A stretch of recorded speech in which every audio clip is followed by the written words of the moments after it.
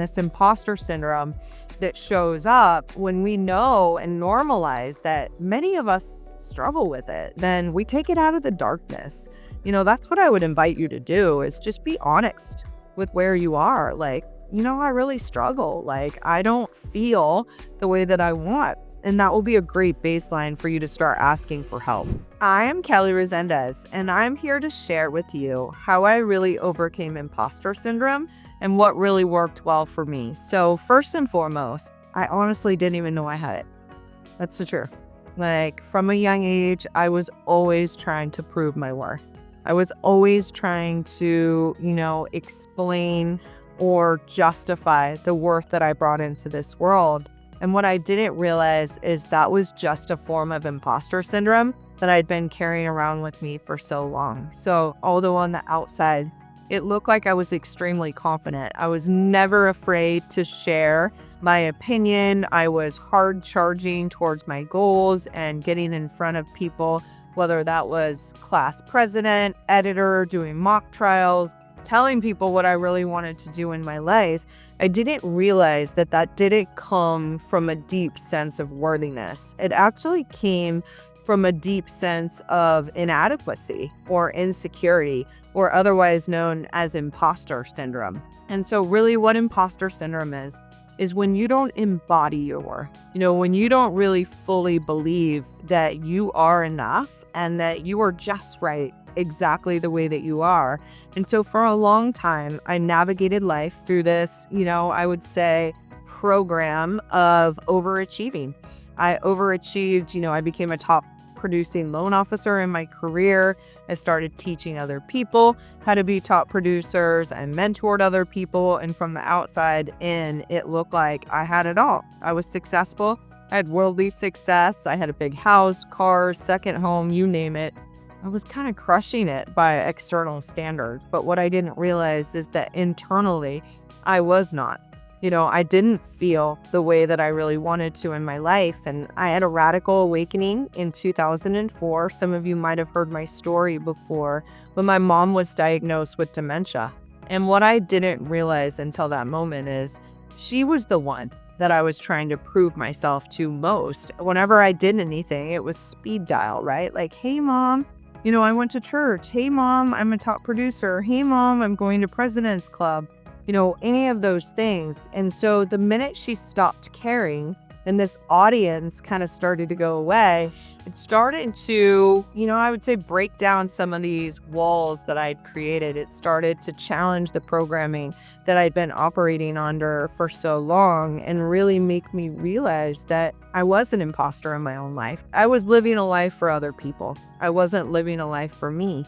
And doing that, I had a few other things that happened along the way. I lost my grandmother, I had my daughter, and I really would say that I woke up and became present. I hadn't had a present moment in my life before that, and I started to realize, like, if I'm not living for me, like, what is this all for?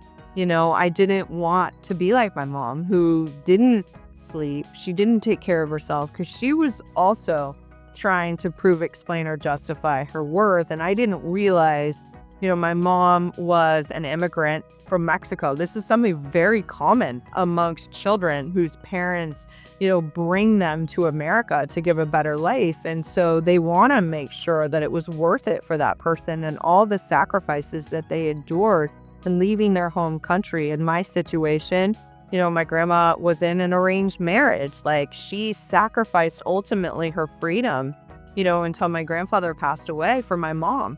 And so I didn't realize a lot of these things were very common amongst other people. I think a lot of times we hear imposter syndrome and we look at the person who might be insecure or lack confidence or haven't, they haven't gotten where they want to be. But there's equally the number of us that are on the opposite side that, we try to shine too brightly in order to be able to prove our worth.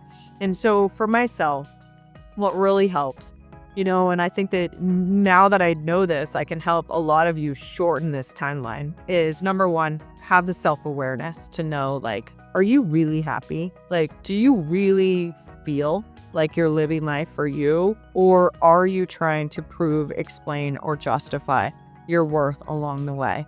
And for myself, working with a neuroscience expert, Ellen Petrie-Lyons, she shared this 3-question series, like, are you trying to prove, explain, or justify your worth? And I use it all the time. As I make decisions, I check myself, because this awareness helps me. As much as I moved away from some of these things that were affecting me, sometimes they can show up a little bit. And so it is that reminder for myself that I still need the self-awareness so I don't fall into that same trap. The second thing is to really make a decision. What do you want in your life? What do you want to create? I talk a lot about vision, and it's important for you to spend the time creating this life vision for yourself so that you can start actionable goals getting there. And I know for myself, I had to let go of a lot. Like I had to let go of my career, being a top producing or top producing loan officer, in order to join a more purpose-driven company that was aligned with what I was doing. Massive career shift. I can't tell you the number of phone calls I got. Like, what are you doing? You're at the top of your career. Some people would say it was a sacrifice. I think the sacrifice would have been staying in something that I was really good at that didn't align with who I really was. And so you have to make some bigger decisions for really, and maybe you do it over time. I was in a good financial place in order to be able to take a step backwards to take a step forward. So that's another big thing. And the next part is I would surround yourself with other people that are similar and understand what you're going through. Part of this feeling just right that you'll hear me talk a lot more about. It's actually my 4th book that I'm working on with Dr. Betty Murray, my partner in Minerva, which is a women's telemedicine practice, is that some of us feel not enough and some of us feel too much. So in Go Abundance Women, a lot of us fall on this other side of, we have felt too much. We created massive worldly success, but we struggle a little bit internally with this worthiness thing. And so again, this imposter syndrome that shows up when we know and normalize that many of us struggle with it, then we take it out of the darkness. That's what I would invite you to do, is just be honest with where you are. Like, I really struggle. Like, I don't feel the way that I want. And that will be a great baseline for you to start asking for help. And the last thing that I would say is that some of us needed to do some deeper healing, and that was an area of my life that I would say I tried it all. I've done the personal growth books and events and mentorship programs and masterminds and other healing modalities, from tapping to EMDR to therapy to, other things as well that I'm not going to get into. However, there is a healing path that makes kind of getting to the depth of it, a lot easier. So we can use strategy, I will tell you, to overcome imposter syndrome, having that self-awareness. I would say put it in the passenger seat. I'm still driving my life. If you want to chime in, there's a 4 or 5-year-old version of myself that's like, look at me. And I'm like, it's okay. Like, I'll look at you, but we don't need to worry about what the external world is really doing as well. And so that's one thing. We can use strategy, but then we can do the deeper healing to find that inner child in us that got lost along the way. I think that we're born worthy. And then some of us get programmed to believe something opposite of that. And that's really where imposter syndrome comes in. So, I would just leave you with this. You are not alone. If this resonates with you, you are not alone. Leave me a comment below. I'd love to engage with you and really find out what worked well for you. But I can tell you, I used strategy until I got to the place where I could really put some effort into the deeper healing as well, which has made a big difference in my life.